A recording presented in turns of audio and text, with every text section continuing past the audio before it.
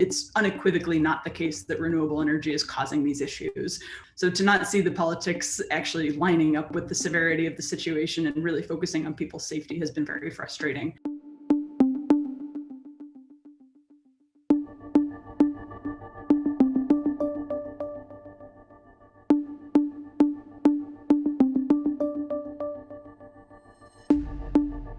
The windmills froze, so the power grid failed.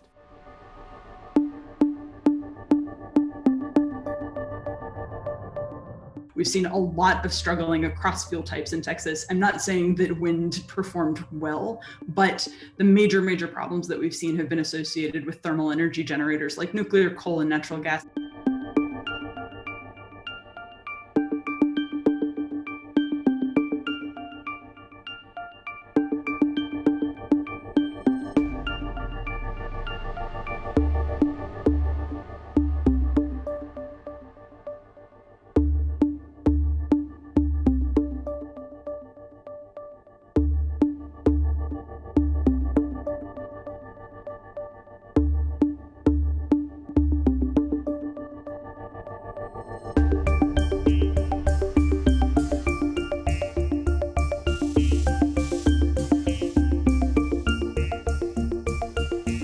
What we're seeing in Texas is actually something that we see across a bunch of different kinds of infrastructure, where essentially the investments in the types of technologies and weatherization and things like that have not been made because these types of conditions weren't really expected. So when you have a wind turbine in a much colder climate, you actually do design it a bit differently, and you include other things that keep them warm under these types of circumstances. Sean, this shows how the Green New Deal would be a deadly deal for the United States of America.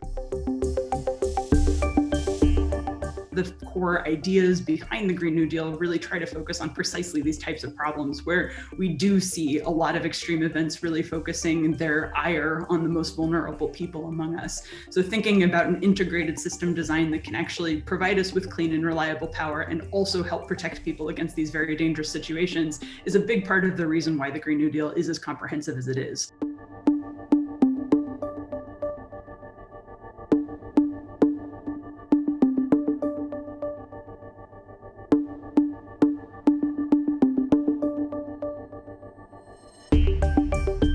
So designing a system that's going to fulfill the role of providing people energy services that they need to be safe and secure ends up looking a lot different from trying to invest in a way that means that the grid is never going to go offline. And I think in particular in response to extreme event challenges, especially heat waves and things like that, but also for cold, things like making sure that people have resilient buildings where if you are heating your building, the heat stays in, or if you're cooling your building, the cool stays in, places to go when there is an emergency, like a warming center or a storm shelter, things like that.